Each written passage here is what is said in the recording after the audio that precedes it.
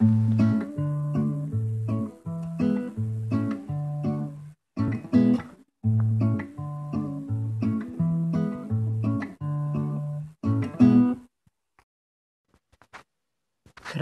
žaba.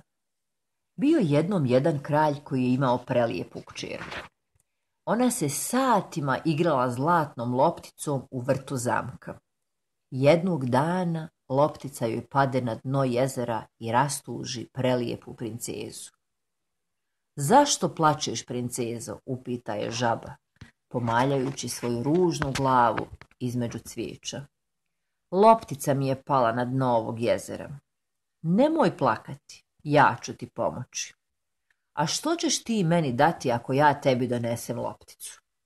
Dat ću ti što god hoćeš, brzo odgovori djevojčica. Žaba zaroni i odmah potom izroni noseći zlatnu loptu među nogama. Evo tvoje loptice, reče žaba.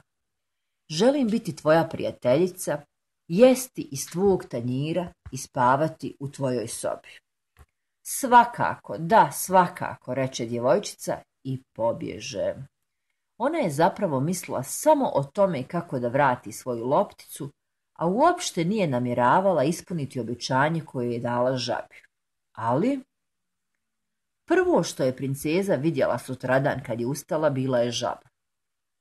Idi odavde, neću da te vidim, reče princeza žabi. Došla sam, odgovori žaba, da ispuniš obećanje koje si mi dala. Ostajem s tobom. Čuvši za sve to, kralj objasni svojoj kćerci da ona mora ispuniti ono što je obećala. I tako žaba ostade u zamku. Sjela je za sto pokraj princeze i počela jesti iz njenog tanjira. Djevojka nije mogla progutati ni jedan zalogaj. Žaba joj reče: dosta sam jela. Sad me odvezi u svoju sobu da malo odspavam. Princezu je to toliko naljutilo da je uhvatila žabu, podigla je uvis i svom snagom tresnula o pod. Čim je dodirnula tlo, žaba se pretvori u zgodnog mladića. Zapanjena, princeza ga upita tko je on, a mladić odgovori da je kralj jedne daleke zemlje. Još davno začarala ga je vještica, pa je morao živjeti kao žaba sve dok ne prođe djelovanje vještičine čarovije. Dvoje mladih su se zavoljeli i oženili i godinama živjeli sretno kao kralj i kraljica.